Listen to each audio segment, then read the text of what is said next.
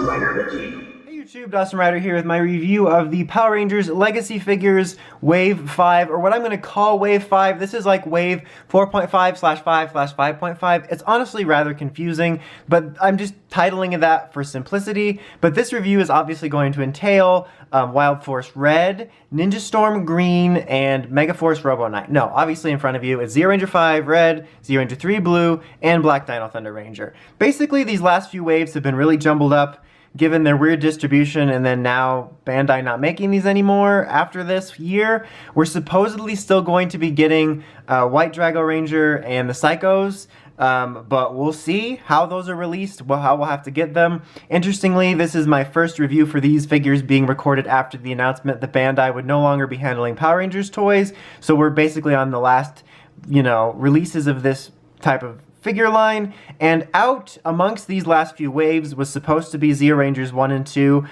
Pink and Yellow, as well as Yellow Dino Thunder. Now, we know that Yellow and Pink are going to be GameStop exclusives coming out in August, I believe. As far as Yellow Dino Thunder, as of this recording, I have no idea what's happening with her. If she's going to be some sort of retail exclusive or just really scarce.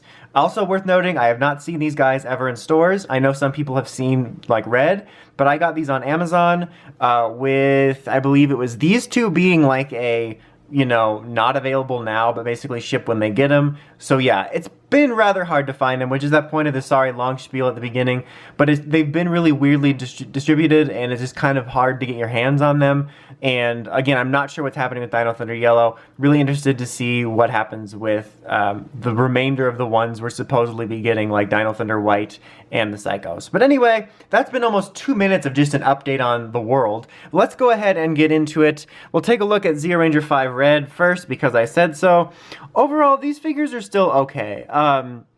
I feel like you can tell almost like they knew they were going to be going out of business, which they're not. I mean, Bandai's not going out of business, but I don't know if they knew, but the quality of these has been lessening. But it's still a decent figure. Like, the articulation on it is solid. I don't have any loose joint problems on Zeo Ranger V here. I do have a little bit on Dino Thunder Black, but it's still a solid articulation base, and I like the little sort of clicky joints here. It makes it feel solid. This has always been a weird joint to me. I've never been a fan of that hinge. I wish it was one of that like chest rotating joint, but still some solid articulation going on there, so that's at least a plus. The head sculpt is well done in terms of detail, but the proportions of it feel a little bit off. It's not awful, there's definitely been worse, but there's just something a little bulky about it. The details are mostly fine. You have the mostly nice gold color here, which is neat. These are a little more dull, but these are more of a gold color that like he should have on his shoulders, spoiler alert. But everything else is pretty okay. I still would expect more. Like, I wish that the color, oh, sorry about that. I wish the camera just was less blurry, but that the sort of more gold looking color on here spread to here and here, which would be nice to make it more consistent. But it's overall passable. And you do get the weapons here. You get the blaster here, which they come with holsters that you have to attach. And then the baton, which in O-Ranger is called a Ranger Stick. Really stretched muscles there of naming that, guys. I like how so many purists will be like, oh, the names are so superior in Japan. But when you translate them, it's literally just like a summary of what you're seeing in front of you. Anyway, but yeah, so no individual weapon. We've come to expect that.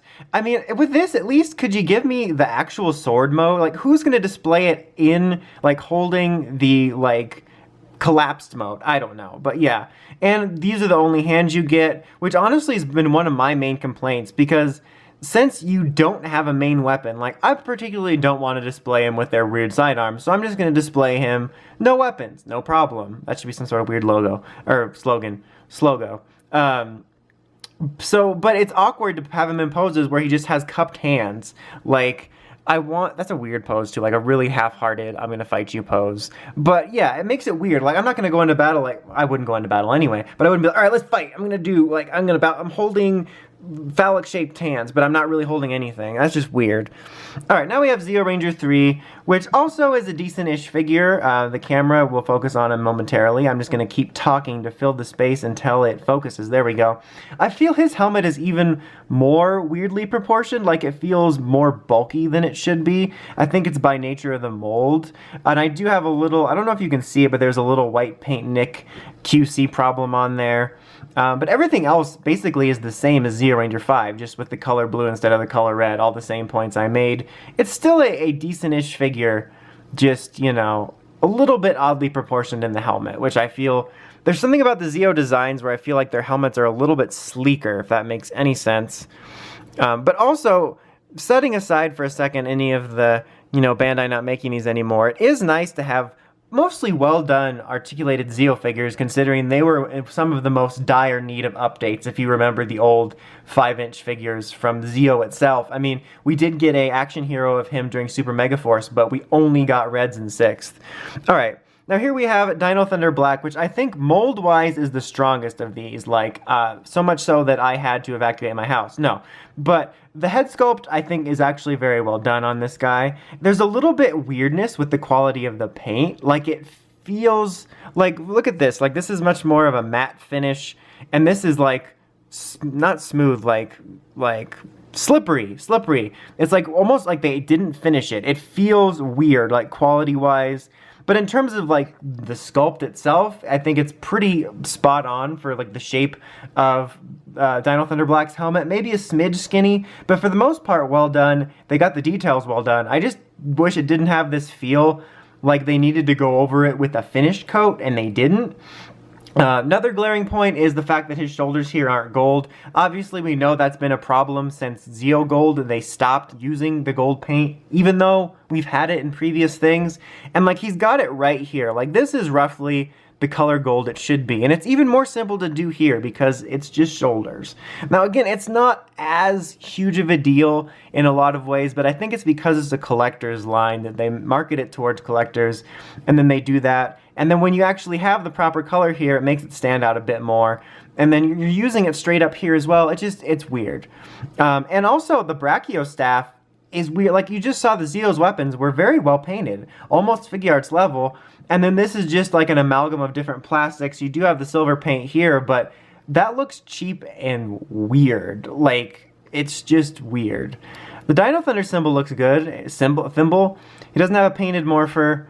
I do have some loose joint problems down here, but other than that, his articulation is the same.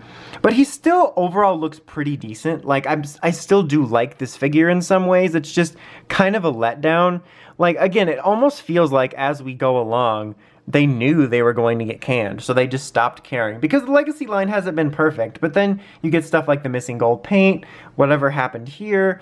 It's just weird, because these are very imperfect figures, and I have to make a quick intercut here because I almost forgot to show it before the review is over. But of course, these do come with Megazord pieces.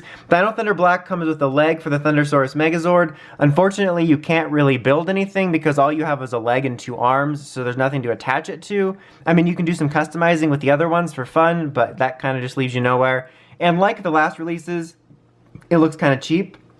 For Zeo, though, you do get 2 arms, so you can create a legless Zeo Megazord. You're going to need the girls to finish this up, but at least that's a little bit better. But still, I have to admit, this looks pretty cheap. Alright, back to the regular review.